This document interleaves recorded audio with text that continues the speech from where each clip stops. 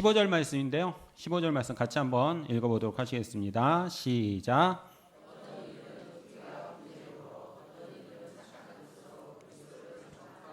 아멘. 이 15절에 보면요.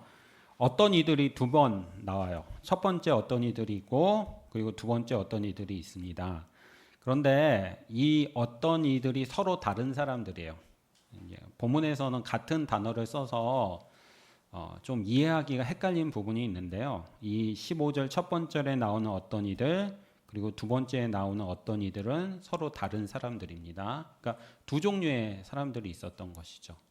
이렇게 두 종류의 사람들이 있었는데요. 이 두 종류의 사람들이 같은 일을 했습니다. 15절에 보면 어떤 일을 했을까요? 그리스도를 전파하나니 라고 말씀하고 계시죠. 그러니까 이래요. 15절에 보면 두 종류의 사람이 있었습니다. 한 종류의 어떤 사람들 그리고 다른 한 종류의 또 어떤 사람들. 그런데 이 두 종류의 사람들은 같은 일을 했는데 무엇을 했다고요?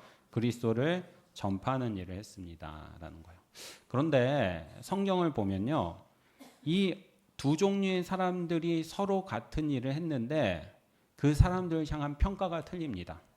15절 첫 번째 어떤 이들을 향한 평가가 무엇입니까? 투기와 분쟁이라고 이야기를 하고 있어요. 부정적으로 평가를 하고 있는 거죠. 그건 두 번째 어떤 사람들을 향한 성경의 평가는 무엇입니까? 착한 뜻으로, 긍정적으로 평가를 하고 있는 거죠. 이상하지 않습니까? 한 어떤 사람들만 복음을 전하는 일을 한 게 아니에요.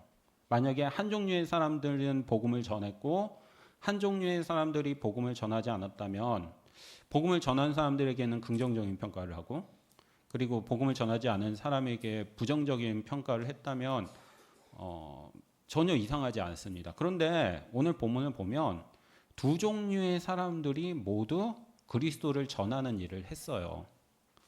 그런데 이상하게도 한 종류의 사람을 향해서는 긍정적인 평가를 하고 다른 한 종류의 사람들을 향해서는 부정적인 평가를 하는 거죠. 왜일까요?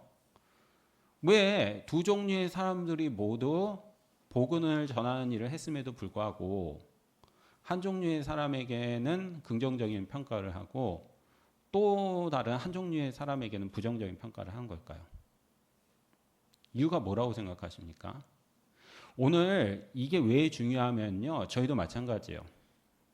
만약에 누군가가 성가대를 해요. 그런데 성가대를 하는 어떤 사람을 향해서는 긍정적인 평가를 받을 수도 있고 성가대를 했음에도 불구하고 누군가는 부정적인 평가를 받을 수도 있다는 거예요. 어떤 분들이 교사로서 봉사를 합니다. 그런데 어떤 분은 교사로서 긍정적인 평가를 받을 수도 있는데 어떤 사람은 교사로서 부정적인 평가를 받을 수 있다는 거죠. 도대체 왜일까? 왜 오늘 본문에서는 둘 다 복음을 전했는데 누구는 긍정적으로 평가하고 누구는 부정적으로 평가했을까? 왜냐하면 그 두 종류의 사람이 서로 다른 동기로 섬김을 했기 때문입니다. 하는 거예요. 먼저 긍정적인 평가를 받았던 사람들의 동기는 16절 말씀인데요. 우리 본문 16절 말씀 같이 한번 읽어보도록 하시겠습니다. 시작.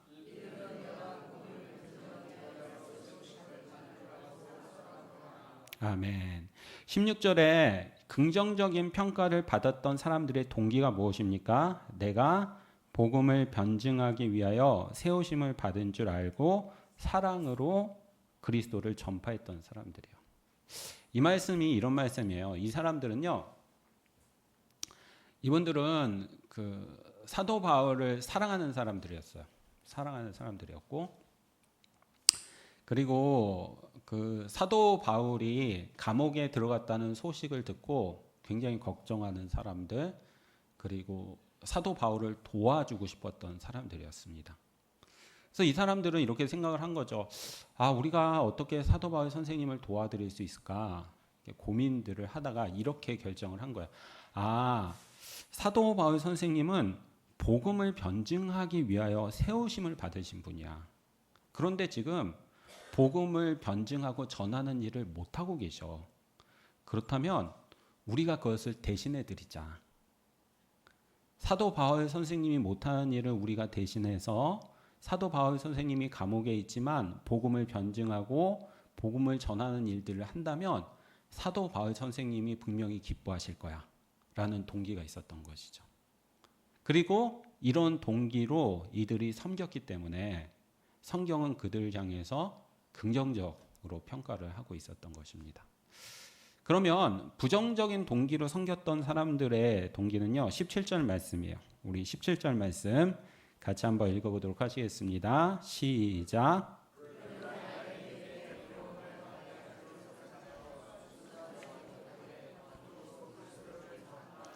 아멘. 이 17절 말씀 한번 보세요. 이 사람들 희한한 사람들이에요. 보면 그들의 동기가 순수하지 못해요. 그리고 다툼이에요.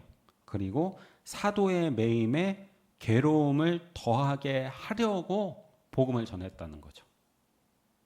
이들은 복음을 전했는데 그 동기가 뭐냐면 사도 바울의 매임에 괴로움을 더하게 하기 위해서 순수하지 못하게 다툼으로 복음을 전했다는 거예요. 이 말씀의 의미가 뭐냐면 이런 의미예요. 이 사람들은요, 첫 번째 어떤 사람들은 기본적으로 사도를 사랑했어요. 그런데 이 사람들은 기본적으로 사도를 싫어했습니다. 그래서 이 학자들은 이 사람들에 대한 설명이 빌립보서에서는 없거든요. 이런 경우에는 이제 학자의 연구를 통해서 어떤 사람인가를 밝혀낼 수밖에 없는데 이렇게 설명을 해요. 지금 사도 바울이 있는 감옥에 있잖아요. 빌립보서는 옥중서신이니까요. 사도 바울이 있는 감옥은 로마 감옥이라는 거예요. 그리고 그 로마에는 교회가 이미 세워졌는데 사도 바울이 로마에서 복음을 전한 적은 없었어요. 그러니까 로마 교회는 굉장히 특이하게도 사도 바울이 직접 복음을 전한 것이 아니라 사도 바울이 이미 복음을 전했던 지역에서 복음을 들었던 사람들이 로마로 가서 복음을 전한 거죠. 그러니까 사도 바울은 로마 교회는 사도 바울과 상관없이 세워진 교회입니다. 그래서 사도 바울이 로마서를 썼던 거였거든요. 사도 바울이 직접 복음을 전하지 않았는데 교회가 섰단 말이에요. 사도 바울은 그 소식을 들었어요. 그럼 한편으로는 기쁘지만 또 한편으로는 걱정이 되는 거예요. 이 사람들이 복음에 대해서 정확하게 이해를 하고 있을까? 신앙이 무엇인지를 정확하게 이해하고 있을까? 그런 걱정에서 쓴 게 바로 로마서거든요. 어쨌든 그런 의미에서 이 로마 교회에서는 사도 바울이 직접 복음을 전하지 않고 자생을 했어요. 그리고 사람들이 많아지다 보면 당연히 지도자가 있을 수밖에 없었겠죠. 그런데 이제 문제가 이거예요. 그래서 로마 교회가 잘 형성되고 있었는데 사도 바울이 로마 감옥에 왔다는 소식이 들리자 로마 교회에 있었던 교인들이 자기네 지도자보다 사도 바울을 더 높이는 일들이 일어났던 거예요. 그러니까 로마 교회에 있었던 어떤 지도자들은 그게 싫었던 거죠. 그래서 그 사람들은 이렇게 생각을 한 거예요. 지금 로마 교회에 있는 사람들이 사도 바울이 정말 대단하다고 생각하고 그리고 사도 바울이 뛰어나다고 생각하는데 그러면 우리가 사도 바울보다 더 뛰어나다는 것을 보여주자. 어떻게? 복음을 전함으로. 우리가 사도 바울이 감옥에 있는 상태에서도 복음을 전함으로써 사도 바울이 없어도 충분히 복음을 전할 수 있다는 것을 보여주고 우리도 사도 바울 못지않다는 것을 보여주자. 그러면 사도 바울에게 갔던 사람들의 마음이 다시 우리에게 올 거고 그렇게 되면 사도 바울이 감옥에 있으면서 더 힘들어할 거야. 이렇게 생각을 했었던 거죠. 어떻게 보면 희한하고 어떻게 보면 좀 이해가 되기도 하고 그런 거죠. 그러니까 이 사람들의 동기, 복음을 전했었던 동기가 이랬어요. 그렇기 때문에 성경은 그들이 복음을 전했음에도 불구하고 그들을 향해서 부정적으로 평가를 하고 있는 겁니다. 오늘 본문을 통해서 첫 번째로 생각하고 싶은 교훈이 바로 이거예요. 저희들이 섬길 때 올바른 동기로 섬기는 것이 중요합니다 하는 것입니다. 성도님들 어떠세요? 섬기실 때 어떤 동기로 하나님을 섬기고 계십니까? 오늘 사실 저희가 이 본문에 나오는 그 이상한 사람들 같은 동기로 섬기지는 않아요. 그렇죠? 내가 뭔가를 열심히 섬겨서 우리 성도 중에 누군가가 힘들었으면 좋겠다. 이런 동기로 저희들이 사실 섬기지는 않습니다. 그러나 저희들의 섬김이 섬김의 동기가 하나님에게서 출발하지 않고 저희 자신에게서 출발한다면 역시 올바른 동기가 아닙니다 하는 것이죠. 그러니까 저희들이 무엇인가를 섬기는 동기가 하나님께서 기뻐하시고 하나님께서 영광 받으시고 그리고 교회가 유익하기를 원하는 동기로 섬긴다면 그것은 너무나도 바르고 올바른 동기이지만 만약 그 동기가 우리 자신에게 향한다면 올바른 동기가 아닐 수 있다는 거죠. 그 섬김을 통해서 내가 좀 더 인정받고 싶고 대우받고 싶고 그리고 높여지기를 원하는 동기들이 우리 안에 있다면 올바른 동기가 아니고 그런 섬김은 하나님께서 긍정적으로 평가하시지 않습니다 하는 것입니다. 오늘 저희들 어떠세요? 오늘 저희들에게 먼저 섬김이 있습니까? 그리고 그 섬김을 어떤 동기로 하고 계십니까? 교회 보면 참 그런 일들이 있는 것 같아요. 섬기지 않는 사람들은 문제를 일으키지 않아요. 그 사람들은 이렇게 관심도 없기 때문에요. 그냥 아무런 문제가 없습니다. 근데 항상 문제는 섬기시는 분들, 그것도 열심히 섬기시는 분들이 생기거든요. 근데 결국은 동기인 거죠. 그 섬김의 동기가 하나님에게 있었다면 사실 문제가 생길 게 그렇게 많지 않아요. 그런데 내가 그 섬김을 통해서 좀 인정받고 싶고 높아지고 싶은데 인정 못 받으니까 섭섭한 것이고 높아지지 못하니까 마음이 상하는 것일 수 있거든요. 그럴 수 있죠? 예, 그래요. 그런 것 같아요. 그래서 오늘 저희가 섬기는 건 너무 중요하고 해야 되지만 올바른 섬김을 했으면 좋겠습니다 하는 것입니다. 오늘 특별히 우리 열심히 섬기시는 우리 성도님이실수록 다시 한번 동기를 돌아보실 수 있는 저와 여러분 되실 수 있기를 바라겠습니다. 그래서 우리의 섬김들 속에서 혹시라도 내가 포함되어 있다면 하나님께서 기뻐하시지 않고 그리고 내가 그렇게 열심히 섬겼음에도 불구하고 하나님께서 부정적으로 평가하실 수 있구나. 우리가 섬김이 아니라 긍정적으로 하나님을 위해서 섬기는 사람이 되어야겠구나 생각하시고 그렇게 섬기실 수 있는 저와 여러분 되실 수 있기를 원합니다. 그리고 이 본문에서 한 가지 좀 더 말씀드리고 싶은 건요. 모든 성도는 섬김에 참여해야 합니다. 라는 거예요. 사실 뭐 여기에 참석하신 우리 성도님들이야 이제 연세도 많으신 어르신들도 있으실 거고 그리고 너무 섬김을 또 많이 해서 문제가 되시는 분들도 있을 거라고 생각을 해요. 근데 사실 오늘 교회의 문제 중에 하나는 모든 사람들이 섬김에 참여하지 않기 때문에 일어나는 것 같아요. 성경에서는요 교회를 비유할 때 몸에 비유해요. 그리고 성도를 지체에 비유를 합니다. 교회는 하나의 몸이고 그 몸을 이루고 있는 성도들은 지체라는 거죠. 사람의 지체를 보세요. 지체는 놀고 있는 지체 아무것도 없어요. 크고 작은 역할이 있겠지만 역할의 차이는 있겠지만 모든 지체에게는 자기의 역할이 주어져 있고 그 일을 합니다. 그리고 그게 건강한 거죠. 교회도 마찬가지예요. 교회도 모든 사람들이 사역에 감당을 하셔야 해요. 왜냐하면 하나님께서 교회를 그렇게 세우셨고 그게 교회의 원리예요. 역할의 차이는 당연히 있겠죠. 누군가는 좀 더 큰 일을 하실 수 있고 누군가는 작은 일을 하실 수 있고 누군가는 앞에서 보여지는 일을 하실 수 있고 누군가는 보이지 않는 일을 하실 수 있어요. 그럼에도 불구하고 모든 사람들은 사역에 참여해야 되는 것. 그게 바로 교회 원리입니다. 그래서 이걸 이렇게 얘기해요. 1인 1사역 이렇게 이야기를 합니다. 모든 사람들은 하나의 사역에 참여해야 된다라는 것이죠. 그래서 사실 전 그렇게 생각해요. 여기에 이렇게 같이 지금 이 설교를 들으신 분들은 사역을 너무 많이 해서 문제지 안 해서 문제이신 분은 없을 거라고 생각하거든요. 그래서 한 목사님이 그렇게 설교하시더라고요. 항상 설교할 때 들어야 될 사람은 안 듣고 안 들어야 될 사람만 듣는데요. 그러니까 아무리 얘기해도 소기가 없다 이렇게 얘기를 하시더라고요. 그래서 저는 그렇게 생각해요. 여기에 계신 분들이 한 분씩 섬기지 않는 분들이 섬길 수 있도록 같이 권면하고 기도해 줬으면 좋겠다. 그러면 우리 신흥교회가 정말 건강해지지 않을까라는 거죠. 그래서 저는 우리 성도님들이 그런 분들 좀 마음에 품었으면 좋겠어요. 사실 요새 사람들이 봉사하세요, 섬기세요 그런다고 누가 섬깁니까? 그렇지 않거든요. 그분들이 섬김의 자리에 오기까지는 애쓰는 일들이 필요하단 말이에요.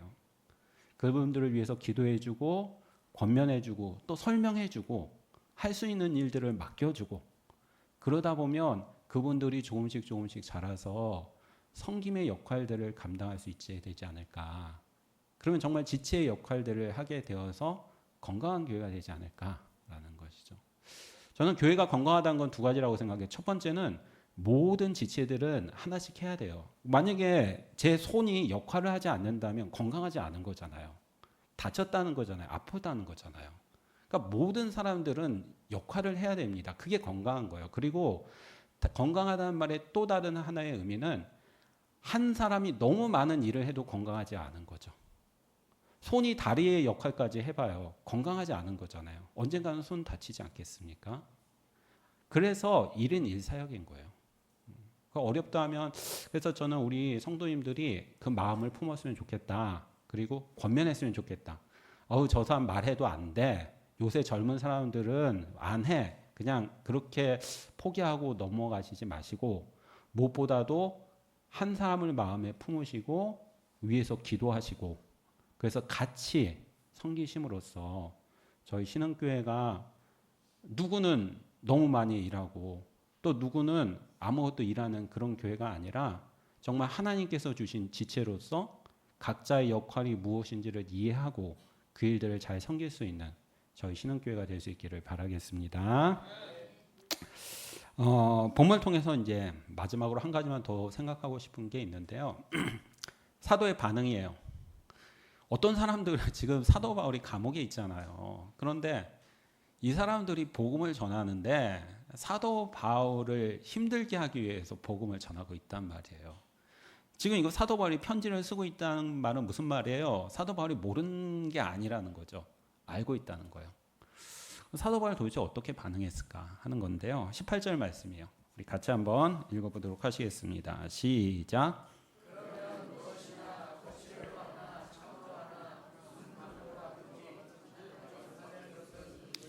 이로써 나는 기뻐하고 또한 기뻐하리라. 아멘. 사도 바울의 반응이 무엇입니까? 이로써 나는 기뻐하고요.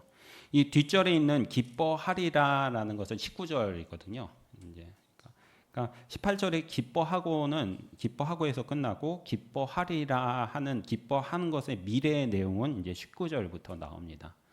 그러니까 그렇게 부정적인 동기를 가지고 복음을 전하는 사람들에 대한 사도 바울의 반응이 기뻐한다라는 거죠. 야, 이거 참 희한하지 않습니까? 오늘 저희들 같은 원수 안 되면 다행이지.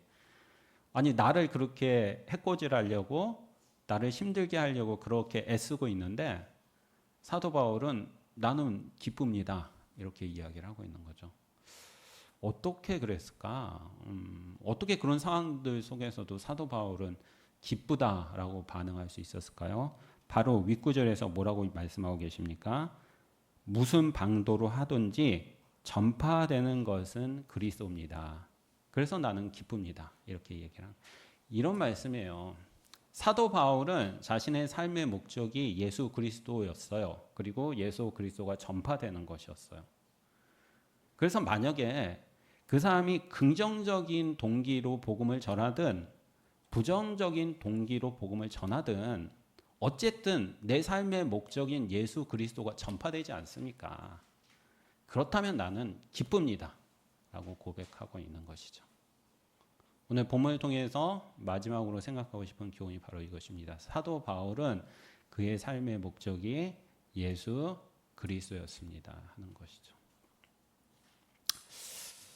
성도 여러분, 사실 이건 삶의 목적이 예수 그리스도인 건 사도 바울뿐만이 아니라 예수님을 주로 모신 사람들 그리고 아버지로 모신 사람들의 당연한 고백이어야 하지 않겠습니까? 사실 저희들이 예수님을 처음 만났을 때 그리고 영접했을 때를 생각해 보십시오. 상황은 틀리겠고 감정적인 느낌은 틀렸겠지만 정말 눈물 콧물 흘리면서 정말 감사합니다. 제가 이제는 예수 그리스도만을 위해서 살겠습니다. 그렇게 다짐하고 다짐했었던 저희의 모습들이 있지 않습니까? 그러나 시간이 지나면서 예수 그리스도의 주되심이 점점점 작아지고 내가 삶의 목적이 되고 내 자녀가 삶의 목적이 되고 내가 하는 일들이 삶의 목적이 되고 그리고 돈 버는 것들이 삶의 목적이 되고 있는 우리의 모습들을 발견하게 되는 것이죠. 오늘 저희들 본문을 보면서 다시 한번 오늘 우리의 삶의 목적이 무엇인가 되돌아봤으면 좋겠습니다. 오늘 저희들 무엇을 위해서 그렇게 열심히 일하고 계십니까? 무엇을 위해서 그렇게 애쓰고 계십니까? 그것이 이 세상에 있는 것들이라면 이 세상에 있을 땐 좋을지 모르지만 우리들이 예수님 앞에 갔을 때 아무런 의미가 없습니다. 그러나 예수 그리스도를 목적으로 삼는 삶은 이 세상에서 하나님께서 주시는 복들을 누릴 뿐만이 아니라 하나님 앞에 갔을 때 진정한 복들을 누릴 수 있는 삶을 살아가게 됩니다. 그러므로 혹시라도 오늘 우리의 마음이 예수 그리스도에게서 세상의 것들로 바뀌어져 있다면 다시 한번 그 마음을 바뀌어서 예수 그리스도께 고정시키실 수 있는 저와 여러분이 되실 수 있기를 바라겠습니다. 그럼 목사님, 삶의 목적이 예수 그리스도인지 자기인지 어떻게 알 수 있나요? 무엇을 기뻐하는지를 보면 알 수 있습니다. 내가 칭찬받을 때 기뻐하고 내가 잘 될 때 기뻐하고 내가 높아질 때 기뻐하면 내 삶의 목적이 나인 것이죠. 그러나 예수 그리스도께서 영광 받으시고 예수 그리스도의 복음이 전파되고 그리고 그분이 높여질 때 기뻐한다면 예수 그리스도가 삶의 목적인 것 아니겠습니까? 오늘 사도 바울이 자기 자신이 삶의 목적이었다면 기뻐할 게 뭐 있겠습니까?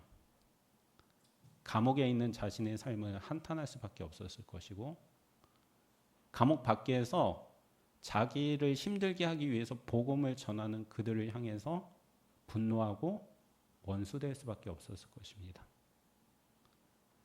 어쩌면 오늘 저희의 삶들 속에서 분노하고 사람들과 원수 맺는 것들이 예수 그리스도가 삶의 목적이 아니라 오늘 우리 자신이 삶의 목적이 되었기 때문에 그렇게 드러나는 것은 아니겠습니까? 예수 그리스도가 목적된 사람만이 하나님께서 주시는 참된 기쁨들과 만족 그리고 어려운 상황들 가운데에서도 기뻐할 수 있습니다. 오늘 우리가 그분을 우리의 목적으로 삼고 그리고 그분 때문에 기뻐하시면서 이 땅을 살아가실 수 있는 저와 여러분이 되실 수 있기를 바라겠습니다. 우리 이 시간 같이 한번 기도하시죠.